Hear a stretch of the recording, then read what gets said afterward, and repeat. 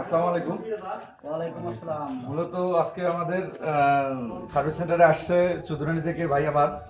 ওনার বাইকের একটু সমস্যা, কি সমস্যা ছিল ভাই? আমার বাইকে ভাইব্রেশনের সমস্যা ছিল। গাড়ির জোরে একটা চালালে দেখা যাচ্ছে কাঁপছিল অনেক।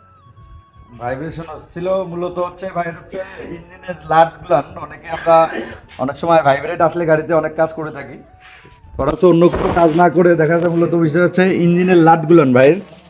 এই যে ওনার পুরো সবগুলানই লুজ ছিল মূলত, দেখেন এই কারণেই মোটামুটি ওনার ভাইব্রেশন বাইক থেকে আসতেছিল।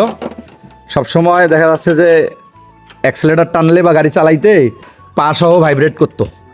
লাটগুলান, এই লাটগুলান দেখেন সম্পূর্ণ লুজ ছিল, এই কারণে ভাইব্রেটটা আসছে।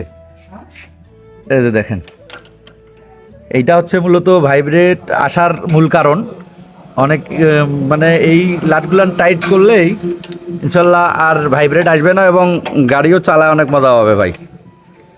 আপনাদের বাইকের ভাইব্রেশনের সমস্যা আসলে অবশ্যই ইঞ্জিনের লাটগুলান সার্ভিস সেন্টার থেকে চেক আপ করে নেবেন, তাহলে আর ভাইব্রেশন আসবে না।